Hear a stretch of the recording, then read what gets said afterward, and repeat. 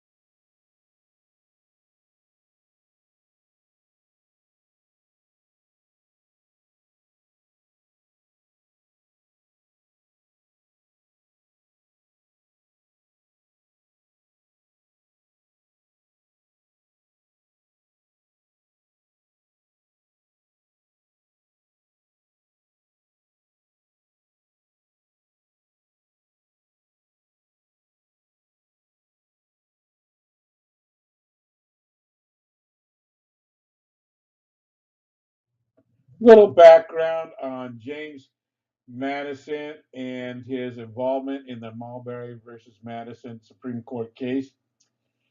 In the last days of President John Adams' presidency, he nominated a number of people to serve as justices of the peace for the District of Columbia. The Senate confirmed the nominations and the commissions were prepared. President Adams' Secretary of State was John Marshall, who he appointed to be the Chief Supreme Court Justice, did not deliver all of the commissions before President Thomas Jefferson took office. This created a problem uh, that he didn't deliver. The plaintiffs, the men whose commissions were delivered, sued Madison in the Supreme Court and argued that in refusing to deliver the commissions, the Secretary of State was negligent in his constitutional duties. A little background on William Marbury. He was appointed Justice of the Peace for the District of Columbia by John Adams. When Thomas Jefferson replaced Adams, Marbury did not receive his papers of commission. So William Marbury petitioned the Supreme Court to force James Madison's predecessor, Thomas Jefferson, Secretary of State, to deliver the papers to him. The Supreme Court found that Marbury had the right to receive the papers, but not the right to petition the Supreme Court to force Madison to deliver them. Justice John Marshall and the power of the Supreme Court. Before leaving office, John Adams, the second president, attempted to pack the federal court with Federalist judges. Jefferson argued this was unconstitutional. Supreme Court Justice Marshall ruled, Marbury versus Madison in 1803, that part of the Judicial Act was unconstitutional, established the principles of judicial review, the ability of the Supreme Court to declare a law unconstitutional.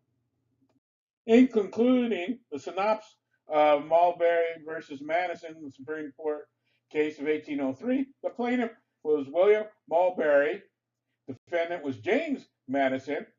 The constitutional question is Marbury entitled to his appointment despite it not being finalized in time? The court decision, when the Constitution, the nation's highest law, conflicts with an act of the legislature, That act is invalid. Court voted 6 for Madison, 0 against. Presidents, judicial review of the other two branches of the government. Significance, this was the original bias for the judicial review.